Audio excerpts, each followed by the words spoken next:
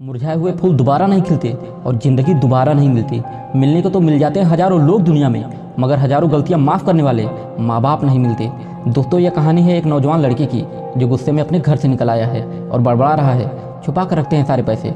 एक motor bike ही तो मांगी थी, कोई खजाना थोड़ी मांग लिया था।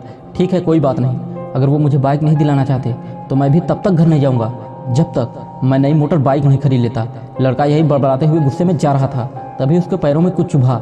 जब उसने अपने पैरों की तरफ देखा तो उसे एहसास हुआ कि वो जल्दी जल्दी में अपने बदले अपने पापा के जूते पहनकर चला आया है। पैरों में क्या चुभ रहा है यह देखने के लिए उसने जब जूते को चेक किया तो उसने देखा कि जूते में एक छोटी सी कील उभर आई है जो बार बार उसके पैरों में चुभकर घाव बनाने की कोशिश कर रही है। गुस्से में वो फिर बड़बड़ाया, ठीक है, मुझे कुछ सोचना पड़ेगा। मेरे पिता सच में बहुत कंजूस हैं। देखो कितने पुराने और घटिया क्वालिटी के जूते पहनते हैं। पता नहीं सारा पैसा क्या करेंगे, लगता है छाती पर लेकर जाएंगे क्या। लड़का अपने गुस्से और बौखलाहट में आगे बढ़ता जा रहा था। थोड़ी दूर जाकर वो एक बगीचे तक पहुंचा। वहां पर रखे हुए बेंच पर बैठ गया। अचानक वहां पर उसे याद आया कि वो अपने साथ अपने पापा का वॉलेट भी उठा लाया है। उसने अपने मन में सोचा कि आज पता चलेगा कि पापा सारे पैसे कहाँ छुपा कर रखते हैं। उसने अपने पापा का वॉलेट अपनी जेब से निकाला जो बहुत पुराना और फटा हुआ था। यह वही वॉलेट था जो पापा घर में किसी को छूने भी नहीं देते थे।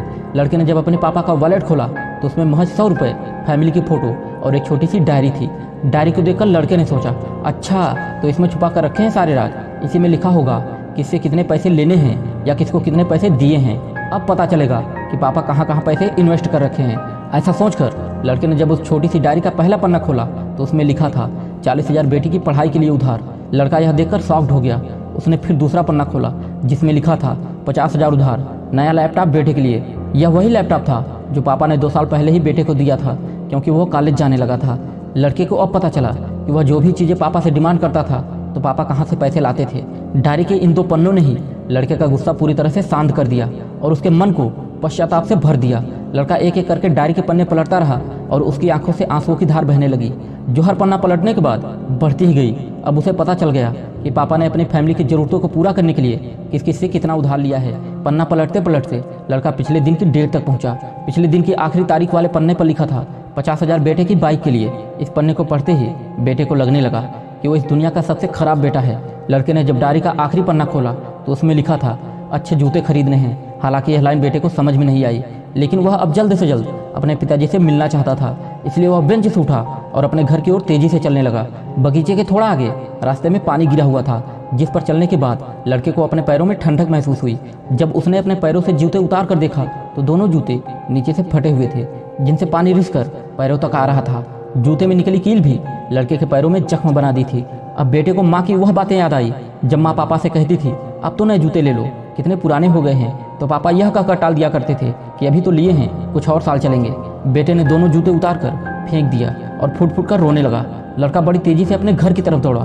न जाने उसमें इतनी ताकत कहाँ से आ गई कि रास्ता बहुत लंबा होने के बावजूद भी वह थोड़ा भी नहीं थका और सीधे अपने घर पर जाकर ही रुका। घर जाकर उसे पता चला कि पापा घर पर नहीं हैं, मगर उसे पता था कि पापा कहाँ मिलेंगे। वह तुरंत नज़दीक के बाइक डीलर के शोरूम पर गया जहाँ उसके पिता उसके लिए नई बाइक खरीदने गए थे। लड़का दौड़कर अपने पिता के गले लग गया और फूट फूट कर रोने लगा। जब पिता ने लड़के से पूछा कि क्या हुआ तो लड़के ने अपने पिता से माफ़ी मांगी और कहा कि इन पैसों से आप अपने लिए नए जूते खरीद लीजिए और आगे से मैं कोई भी चीज़ खुद के कमाए पैसे से ही लूँगा। मैं खूब मेहनत करूँगा और आपका कर्ज भी चुका दूंगा। यह सब सुनकर पिता की आंखों में खुशी के आंसू आ गए। दोस्तों, बड़े खुशनसीब होते हैं वो लोग जिनके माँ बाप होते हैं, लेकिन अक्सर हम अपने माँ बाप की मजबूरियाँ नहीं समझ पाते। आशा करता हूँ कि यह कहानी सुनने के बाद आप लोग अपने माँ बाप के द्वारा इनकार की गई बातों को गहराई से समझने की कोशिश करेंगे और अपनी मंजिल की तरफ तेजी से बढ़ेंगे।